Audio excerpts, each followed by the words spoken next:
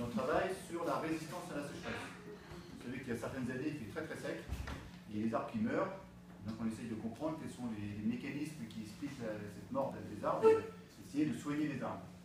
Alors je vais essayer de vous faire comprendre 2 ou 3 processus. Le premier, ça va être l'évaporation, et on va parler de cavitation. Alors l'évaporation, je suppose que vous connaissez. Pour illustrer ce que je veux dire, c'est la question, c'est de savoir pourquoi vos parents ils suspendent du linge d'une corde.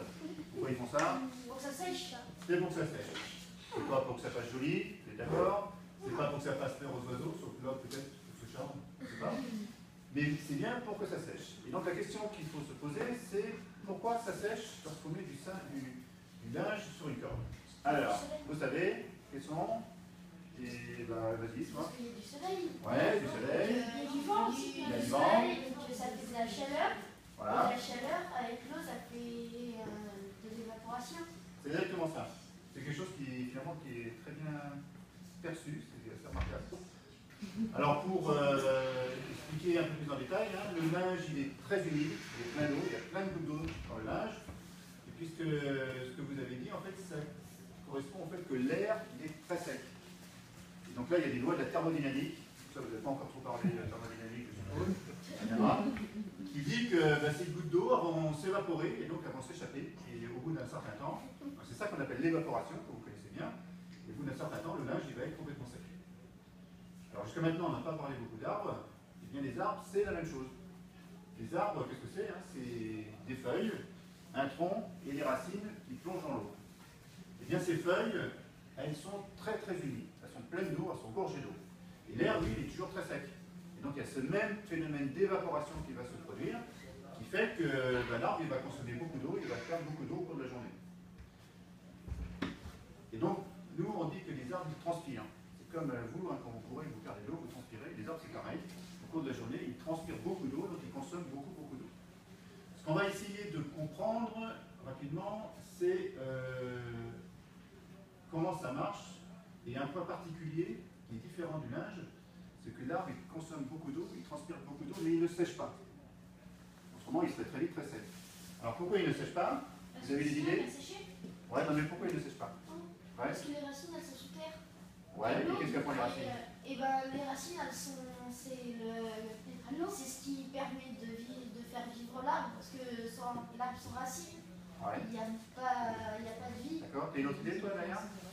Non, toi oui. Ouais. Elles restent pas toujours de l'eau, du coup elles ne peuvent pas sécher. C'est ça, c'est un peu ça, même ça, c'est que l'arbre, toute l'eau qui va être évaporée au niveau des feuilles, elle va être compensée par de l'eau qui est aspirée par l'arbre. Ce qui se passe en fait, c'est que dans le tronc, je suppose que vous avez déjà regardé un tronc, mais il y a plein de petits trous. Donc vous regarderez tout à l'heure, il y a un microscope, on les voit les trous. Donc le tronc, c'est formé de plein de petits trous, et ces petits trous, ce sont des tuyaux d'arrosage. Ils vont servir à puiser l'eau qui est dans le sol, et puis à irriguer toutes les feuilles, et donc à compenser l'eau qui s'évapore. Ce qui fait qu'il y a de l'eau qui s'évapore, mais en même temps, il y a plein d'eau qui arrive, ce qui fait que l'arbre ne se déshydrate pas. Et donc ces tuyaux, ce qu'on appelle des vaisseaux, ils sont pleins d'eau, et c'est dans ces vaisseaux que va se faire l'ascension de la sève. La sève va monter depuis le sol, où est stocké l'eau, jusqu'aux feuilles.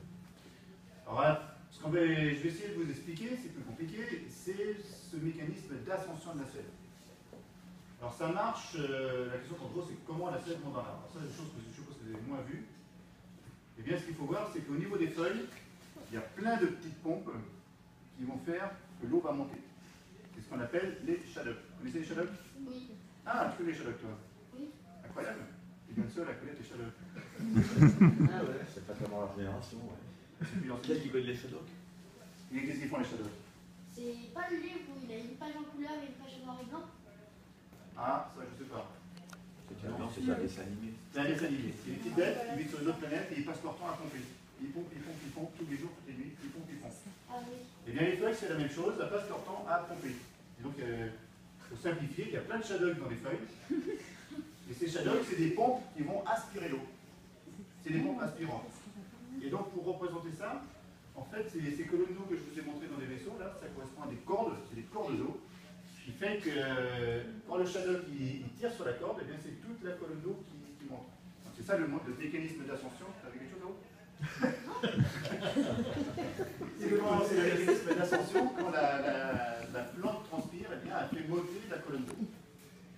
Le problème, c'est qu'à force de pomper, eh bien, il arrive un moment où il n'y a plus d'eau dans le sol. Et c'est ça la sécheresse. Quand on parle de sécheresse, eh bien, ça veut dire que les arbres, ils ont consommé toute l'eau qui est dans le sol, et donc ils n'ont plus d'eau, et donc ils commencent à avoir soif. Mais il pleut des fois. Oui, mais pas toujours. En été, parfois, il ne pleut pas pendant des mois. Alors en ce moment, il pleut beaucoup, il n'y a pas trop de problème de sécheresse, d'accord.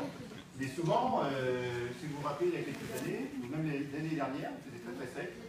Et la canicule, exactement, les feuilles commençaient à flétrir, et donc il y a un problème de sécheresse, et c'est ça qu'on essaie de comprendre. Quels sont les mécanismes qui vont faire que l'arbre, il ne va pas mourir, il va pouvoir continuer à vivre. Alors. C'est l'automne, quand non. il sèche. Non, c'est l'été, ça peut sécher aussi l'été.